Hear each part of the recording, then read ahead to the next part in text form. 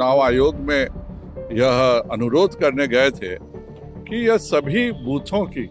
पुनः एक बार geo fencing होनी चाहिए। 2020 विधानसभा चुनाव के बाद अब बिहार की जो भाजपा है 2025 विधानसभा पर अपनी नज़र रख रही है। आपको बता दें कि 2020 विधानसभा चुनाव में जिस तरीके से देखने को मिला कि कई जो वोटर्स थे उनके एक ही परिवार के सदस्यों की जो बूथ की संख्या थी वो अलग अलग थी, जिसके कारण कई जो लोग थे वो वोट देने से वंचित रह गए। और इसके साथ ही साथ जो समस्या उत्पन्न हुई थी 2020 के विधानसभा चुनाव में, जिसके कारण भाजपा ने ये मांग की है कि एक ही परिवार के जितने भी सदस्य हैं उनका पुनर्निर्माण करके उनकी जो वोटर लिस्ट की जो संख्या है वो एक साथ की जाए। और इसको लेकर 2025 की विधानसभा चुनाव पे बिहार भाजपा की नज़र है, जिसको लेकर बिहार भाजपा के प्रदेश अध्यक्ष संजय जायसवाल आज निर्वाचन आयोग पहुंचते हैं। तस्वीर आप साफ तौर से देख रहे हैं। और इसके बाद उन्होंने साफ तौर से कहा है कि जिस तरीके से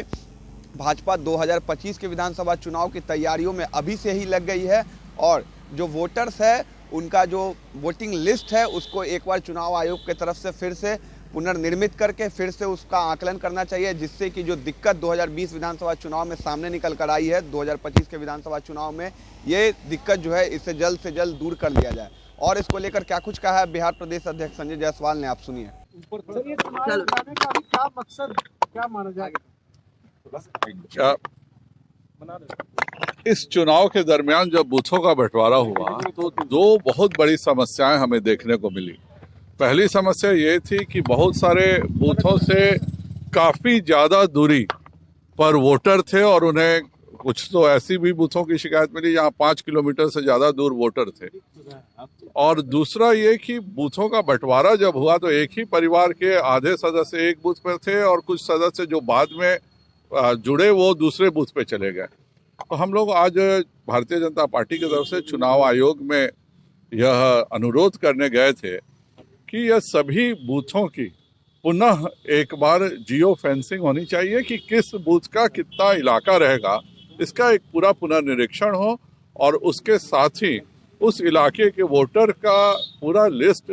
पुनः एक बार उसको ठीक किया जाए, जिससे कि परिवार के सभी सदस्य एक ही होल्डिंग पे आ सकें, जिससे कि यह अगर कभी फिर भविष्य में बूथों का बंटवारा होता है तो उससे दो जगह पर बूथ नहीं हो। और सबसे बड़ी दिक्कत क्या अभी है कि किस वोटर को किस जगह जाना है उसे भी ठीक से पता नहीं होता है। आज जब हमारे पास टेक्नोलॉजी आ गई है और आज हमारे पास सैटेलाइट और एरियल सर्वे के पूरे पिक्चर्स अवेलेबल हैं, तो अगर चुनाव आयोग यह कर दे कि इस इलाके के लोग इसी बूथ पर रजिस्ट्रेशन कराएंगे, इसका एक चुनाव आयोग ऐप जारी कर दे, तो सभी जो भी नए मतदाता जुड़ते हैं उनको भी पता चल जाएगा कि उन्हें किस बूथ पर जाना है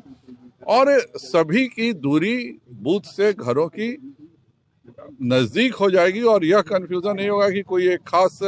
परिवार के ही 2 सदस्य होते हैं, उनका बूथ कोई और हो जाता है, कुछ परिवार के सदस्य का अलग हो जाता है। तो ये सब चीजों से अब समय आ गया, चूंकि अब